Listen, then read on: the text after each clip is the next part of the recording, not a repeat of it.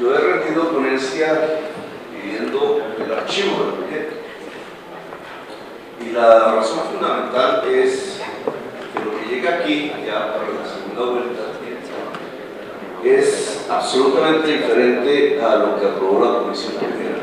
Ninguno de los temas que se abordaron en la primera discusión está en lo que decidieron las cámaras en los debates sucesivos. Todo fue eliminado, aniquilado, y sustituido por otro proyecto diferente al que salió de la Comisión Primera, completamente diferente. Ni la posición central del gobierno de Duque, que tenía que ver con su propuesta, que no es de él, ya se había tramitado en diversas discusiones a lo largo de los años después de la Constitución del 91, en este Congreso por diferentes fuerzas políticas, la lista cerrada, es decir, el mecanismo por medio del cual ya no hay en elecciones a corporaciones públicas una elección de individuos, sino de movimientos y partidos políticos que presentan sus listas en el orden que han determinado, y ese orden determina, de acuerdo a la votación, la cantidad de curules y la gente que va a entrar a una corporación pública.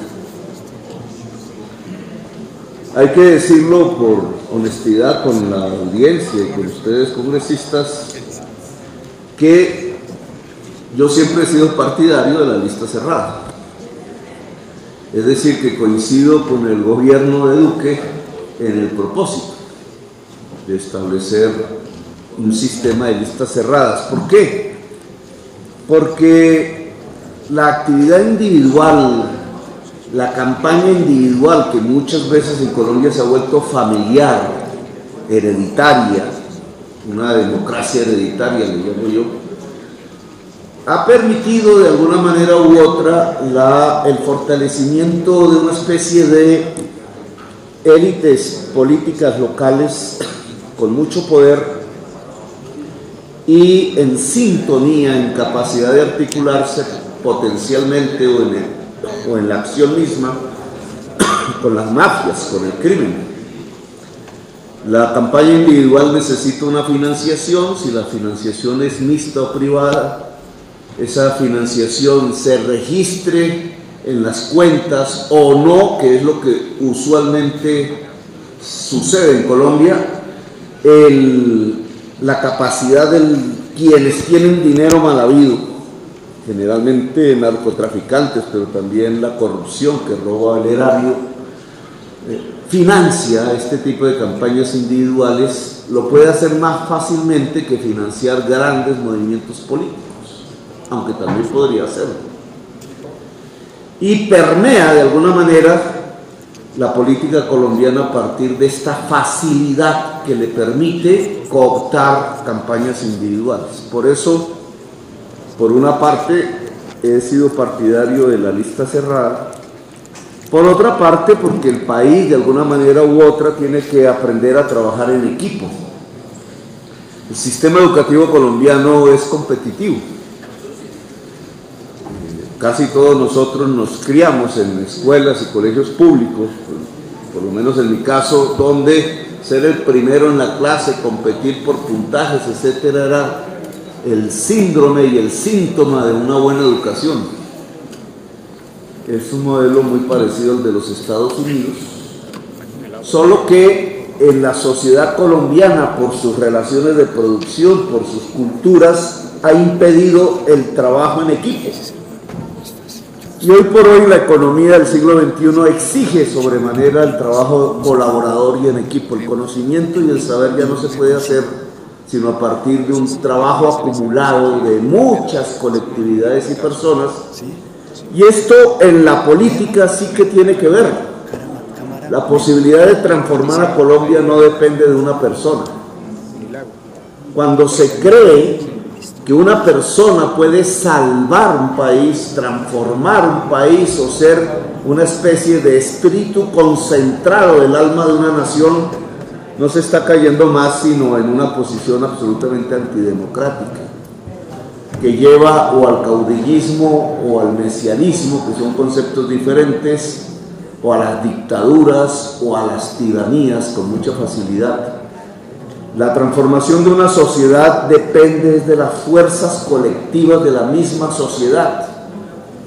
Y esas fuerzas colectivas, para poder ser eso, colectivos y eficaces, necesitan necesariamente de organización, de fuerza colectiva, y eso es lo que se llama un movimiento, una fuerza política, o en la manera más tradicional de la política, un partido. Las colectividades políticas, por tanto, tienen una razón de ser para conservar una sociedad o para transformarla, para tramitar las demandas, las ansias, las esperanzas, las ilusiones, los quereres, equivocados o no, de una sociedad. La política individual no puede hacer eso. La política individual lleva a tal confusión que las sociedades no logran determinar en dónde están los poderes transformadores o conservadores. Termina supeditándose a la sonrisa, la forma, la imagen, muy al estilo de las campañas gringas, a la mentira. Finalmente, la sociedad se subyuga ante la mentira, sea la mentira física de la familia política que compra el voto, o sea la mentira mediática que construye un personaje irreal de la persona candidata que se está ofreciendo para el servicio público.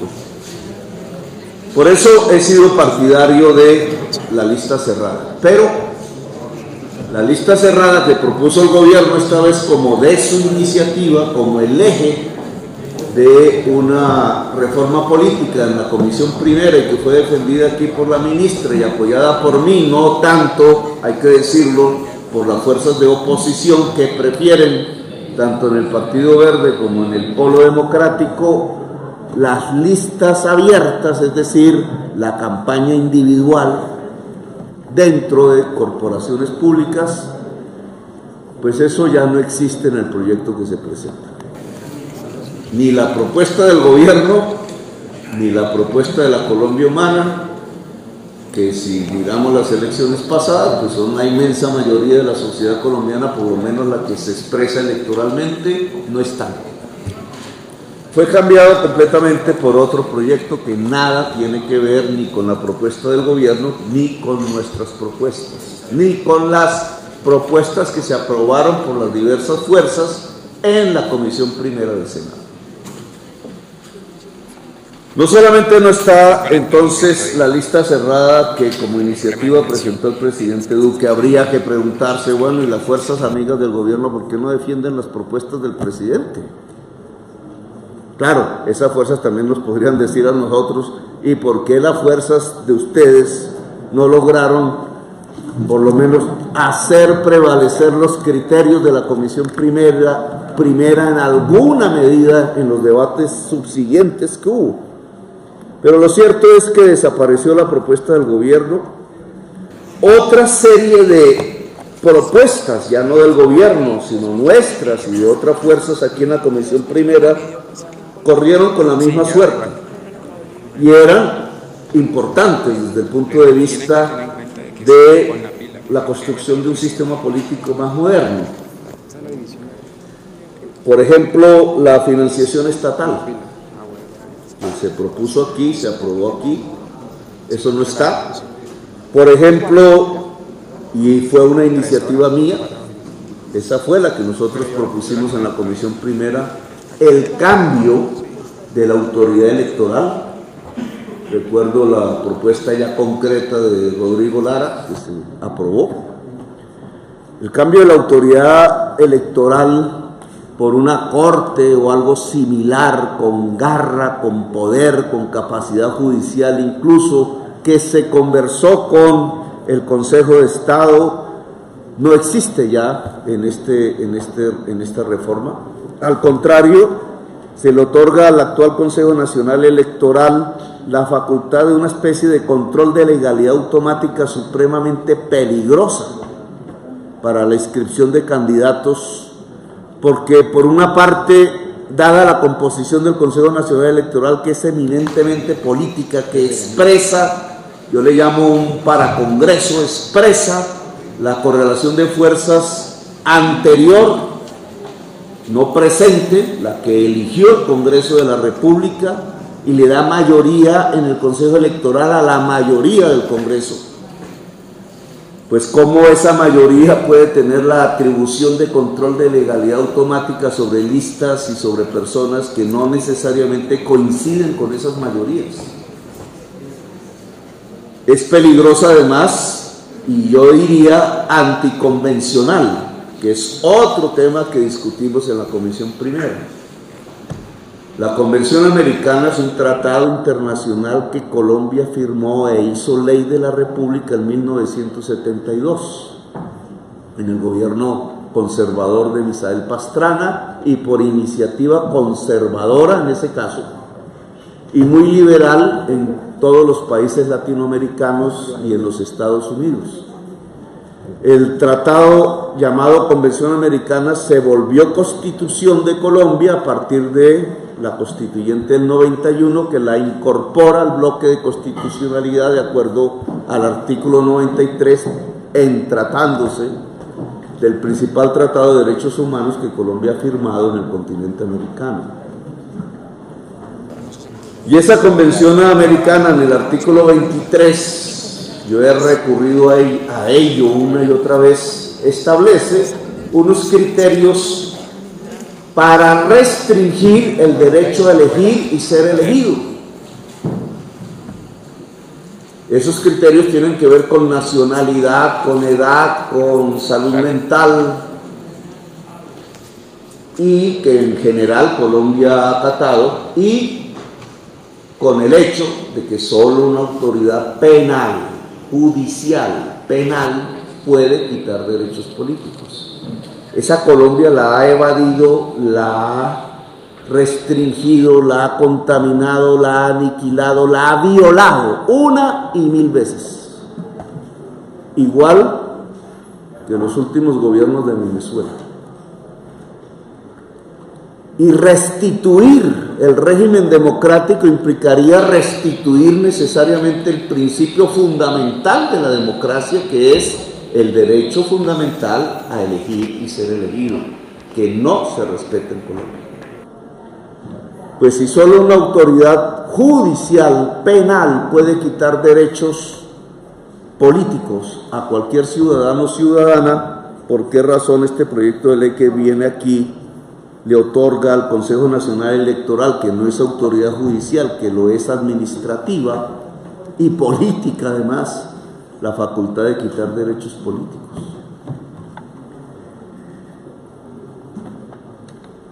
Y hay otro punto que fue propuesto aquí también por nuestra iniciativa, que ya no existe en la reforma que viene a la discusión, que es el cambio del software, que le pedimos a la ministra del Interior que tramitara como ministra, que es al interior de presupuestos como de proyectos como el de presupuesto y otras reformas. Yo tengo que confesarle aquí a la opinión pública que yo no estoy seguro de que Duque ganó las elecciones. Nunca pudimos corroborar. No estoy seguro que nosotros, Colombia Humana, no haya obtenido la mayoría electoral en Colombia. La inseguridad obviamente no me daba para lanzar una acción el día de las elecciones como ameritaba una certeza de fraude, por ejemplo. Pero cualquier constatación de formularios famosos, los E14, etcétera, muestra correcciones en las mesas por los jurados, aumentando de a 100 votos en muchas mesas la votación de Duque. Y esto, que no debería ser motivo de duda en una democracia, que debería ser corroborable, verificable, auditable, generador de certezas, pues no se puede hacer en Colombia por una sola razón.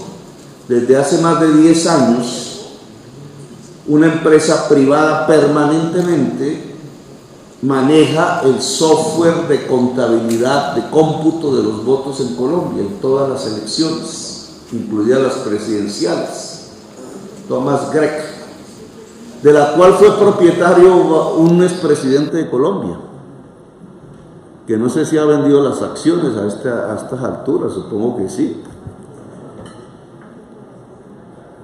Y que por la misma vejez del software, no solamente, y por decisiones judiciales que alrededor del caso Miran en concreto tomó el Consejo de Estado, nos muestra evidentemente a través de pruebas y decisiones judiciales que el software de cómputo es permeable por quien quiere hacer fraude, tanto en escalas pequeñas como las de las corporaciones públicas, como en escalas grandes como el de la Presidencia de la República. Es decir, el software puede tener iteraciones que falsean completamente la realidad ciudadana en las urnas. ¿Y cómo no puede haber una reforma política que quiera abocar la construcción de un sistema moderno, transparente y democrático, la obligatoriedad del cambio del software para que sea público, para que hoy con las tecnologías modernas dé garantía de certeza y no este sistema feudal en donde a un empresario privado amigo de un presidente de la República se le confiere ni más ni menos que la facultad omnímoda de controlar la votación electoral? Ese tema tampoco quedó en las discusiones subsiguientes. Y tampoco quedó algo que a posteriori me parece que era lo mejor de la reforma política aprobada en la Comisión Primera. Lo más revolucionario, digámoslo así, lo más transformador. La alternatividad, la alternancia de género en la lista cerrada, que no es posible en otro tipo de lista, sino en la lista cerrada, es concomitante.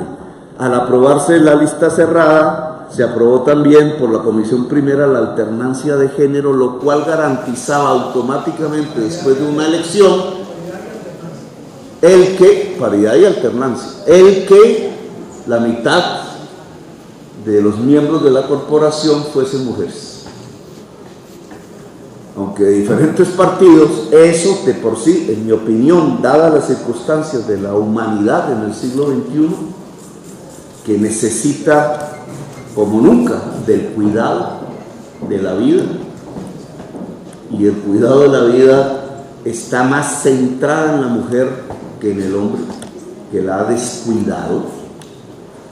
El hombre no solamente ha descuidado la vida, sino la inteligencia. Y por eso se meten estas guerras farragosas, incluida la que empieza a estallar en la frontera nuestra y al interior de nuestra frontera. Descuidando la inteligencia y descuidando la vida, estamos a punto de la extinción de la vida toda en el planeta Tierra, incluida la especie humana. No nos quedan sino 12 años para actuar.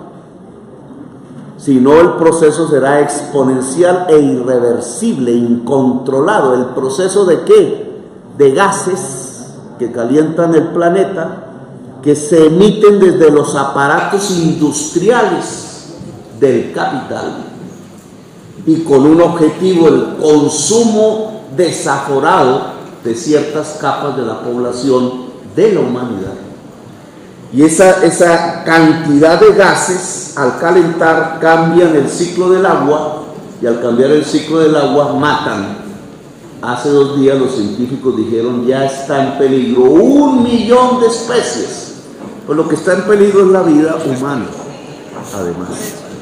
Y solo hay 12 años para actuar, es decir, para detener la emisión de gases, que implica, yo diría, una revolución. Pero esa revolución está cruzada por algo esencial que no se veía en el siglo XX, y es que implica que una fuerza de la humanidad cuide la vida. Y esa fuerza de la humanidad no está más que en la mujer. que entraría a cuidar la vida y la inteligencia que el hombre no ha sido capaz. Pues por eso la posibilidad de que mujeres insurjan en la acción política, en la acción social y en la acción política parlamentaria y corporativa, pues es importante. Por eso yo lo veía como revolucionario. Esa posición de la Comisión Primera tampoco fue aceptada por las cámaras y las comisiones. Entonces no quedó nada. Y al no quedar nada, al ser otro proyecto inocuo e incluso peligroso, es por lo cual he pedido el archivo del proyecto. Alguien diría, bueno, ¿y para qué se quiere una reforma política? ¿Cuál es el objetivo de una reforma política hoy, para discutir en este momento?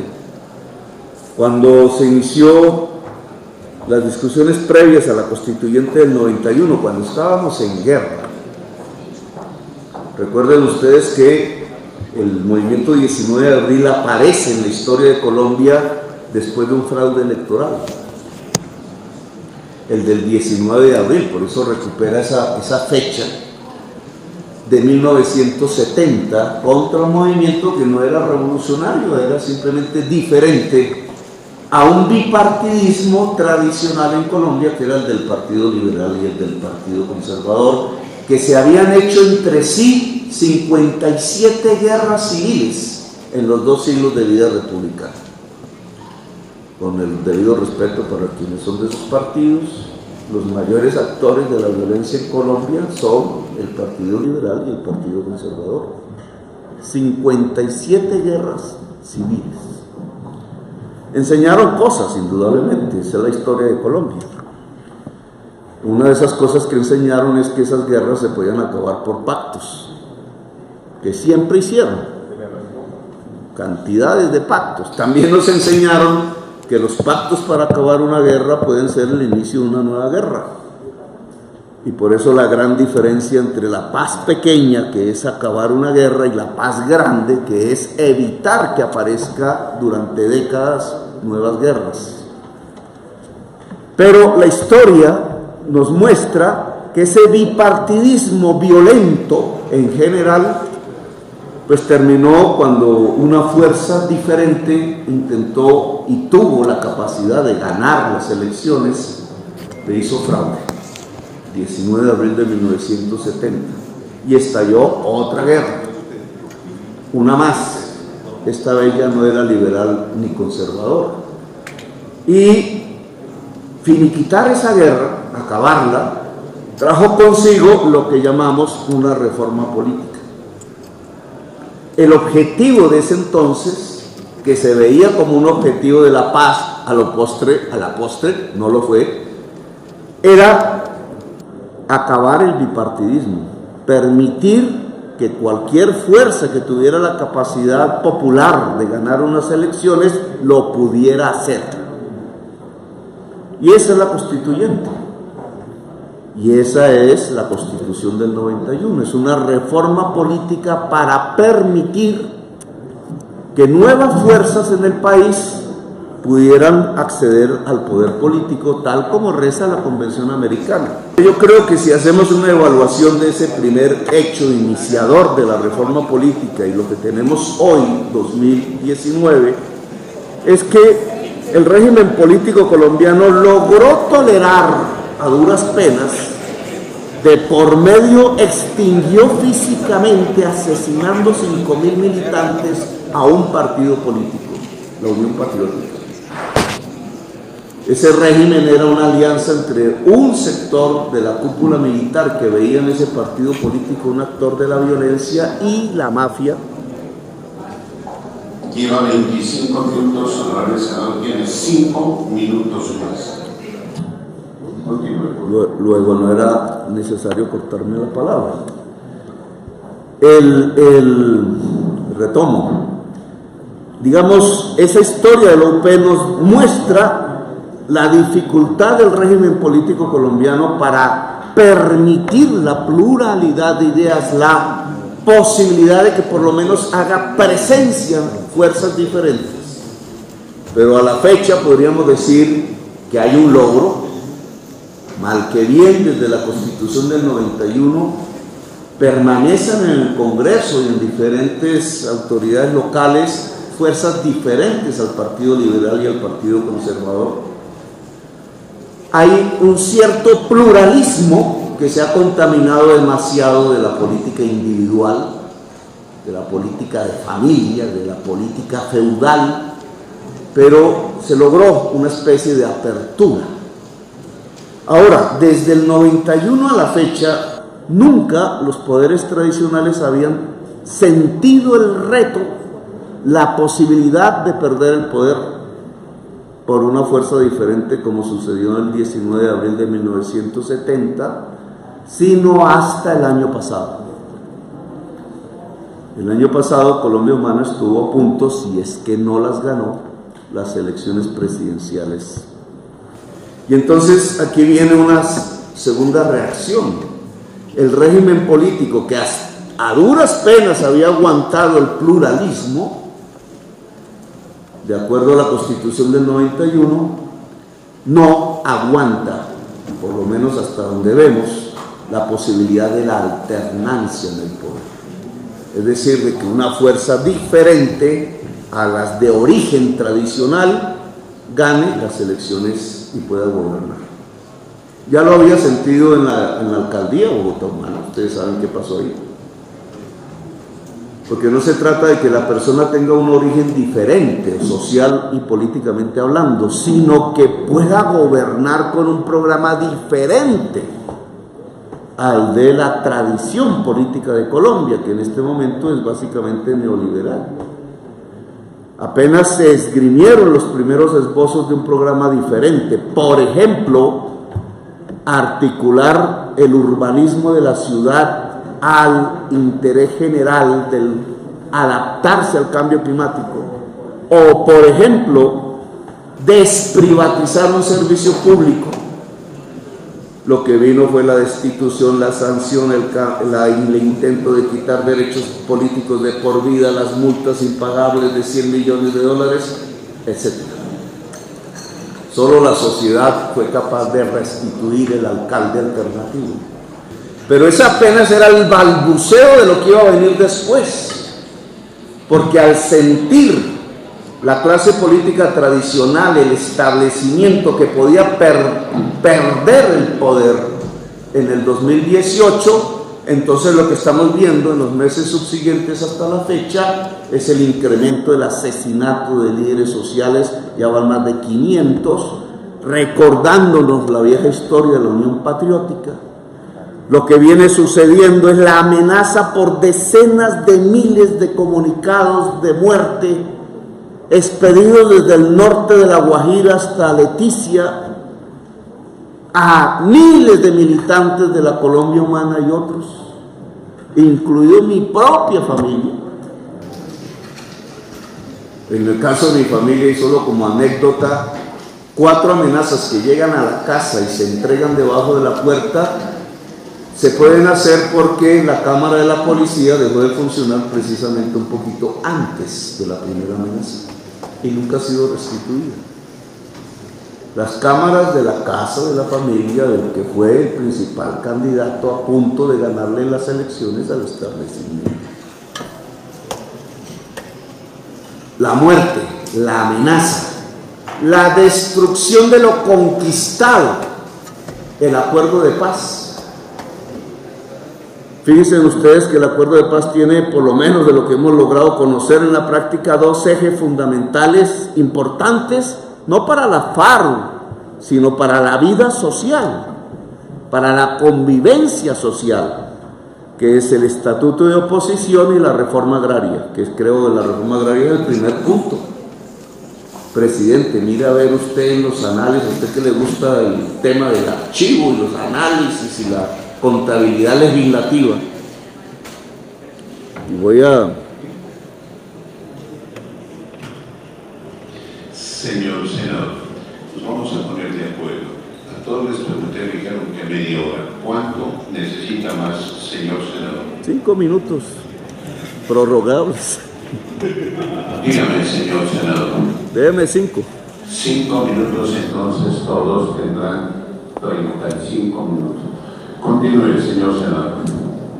La ponencia tiene un estatus diferente, pero bueno, a todos los ponentes. Vuelvo a tomar el hilo. Lo que vengo aquí demostrando es que el régimen político se ha vuelto incapaz, ya no tanto de resistir la pluralidad de ideas, que no lo era antes, ahora lo es más, sino de aceptar la alternancia. Y que, por ejemplo, la destrucción de los ejes fundamentales del acuerdo de paz tiene que ver con eso. La incapacidad de la reforma agraria, que era lo que le pedía al presidente que tratara de cotejar en su contabilidad legislativa, si es que existe algún proyecto del gobierno tratando de aplicar el eje fundamental del acuerdo de paz, que es la reforma agraria. Acceder a 3 millones de hectáreas para los campesinos pobres de Colombia. O el estatuto de oposición, que tiene que ver con este tema. Entre la discusión de la primera ponencia aquí en la comisión primera y lo que llega hoy, el estatuto de oposición se deshizo en manos incluso del Poder Judicial. Hoy no existe estatuto de oposición, así exista la ley, porque quien podía ejercer lo que era el segundo en votación, si es que fue la segunda votación y no la primera, la Colombia Humana, no puede ejercer el estatuto de oposición porque las decisiones que han tomado diferentes autoridades administrativas y judiciales del establecimiento lo impiden. Decidieron no dar la personería jurídica a la Colombia Humana. ¿Quién? Los representantes del gobierno en el Consejo Nacional Electoral, las mayorías. ¿Quién? El asesor, que dice que es asesor de la senadora Cabal, ella no lo dirá, decidió poner una acción en el Consejo Nacional Electoral, oiga, mira, hasta este extremo, para impedir que Colombia Humana pague con sus gastos de reposición las deudas de su campaña. No, por eso digo que usted podrá decirme si es cierto, porque eso dice él, el señor Caro. Bueno, entonces usted me lo contestará si es mitómano. Mitómano es, porque puso una cédula de un muerto y puso una dirección inexistente para poner la acción. ¿Cuál es el problema? Que la acción la aceptó el Consejo Nacional Electoral y no nos dieron los gastos de reposición. Y no solamente la aceptó, sino que dándose cuenta de que la cédula era de un muerto, funcionarios del Consejo Nacional Electoral tacharon y hicieron la demanda del señor que dice ser, él lo dice, está abrazado con Duque, está abrazado con ustedes, asesor político de la senadora Cabal. Pero esto es un hecho más de la cadena. La realidad de lo que estamos viviendo es que la curules, que por instancia del presidente de esta comisión en una ley le otorgaron al segundo en votos para tener una representación en el Congreso, ya no están. La primera la sacaron, la vicepresidenta, y el segundo están a punto de sacarlo. ¿A dónde quedó el estatuto de oposición? El estatuto de oposición estaba ligado a movimientos que tuvieran personería jurídica. Al quitarle la personería jurídica a Colombia Humana no puede ejercer el estatuto de oposición.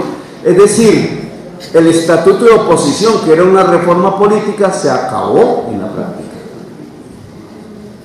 Y entonces la pregunta que uno se hace, y con esto finalizo, es ¿para qué una reforma política hoy en Colombia? La reforma política hoy en Colombia tendría que ver con permitir la alternancia en el poder sin violencia, porque ese es el proceso de paz real. Es decir, que no se repita el 19 de abril de 1970. Tendría que ver con que las fuerzas políticas, tanto las que han gobernado siempre como las que podrían gobernar de manera nueva, puedan convivir en la alternancia como fuerzas políticas que se dé garantías del sistema electoral por si la mayoría electoral es diferente a la que establece o la que está en el establecimiento, que no haya fraude, que haya la posibilidad de certeza de que lo que se expresa en la urna es lo que sucede, que haya garantías del ejercicio de la política y del gobierno. Un minuto para terminar, señor senador. Que haya garantías del ejercicio de la política. Y aunque aquí abriría un nuevo capítulo que es, ¿no será que la excusa de la lucha contra la corrupción lo que ha originado no es acabar la corrupción sino encarcelar la política? Lo cierto, señor presidente, y como no tengo tiempo para ese nuevo capítulo, después hablaremos de él, lo cierto es que en Colombia se ha encarcelado la política y que una reforma política tendría que ver es con las garantías de la alternancia, con el cambio del software de manera pública, con el cambio del Consejo Nacional Electoral para que sea una autoridad y un árbitro con garra e independiente de los actores políticos, con el cambio de las formas políticas que permitan que si hay un triunfo electoral de fuerzas que nunca antes habían gobernado, lo que siga no sea la violencia o el fraude, sino lo que siga sea el diálogo permanente y la estabilidad política.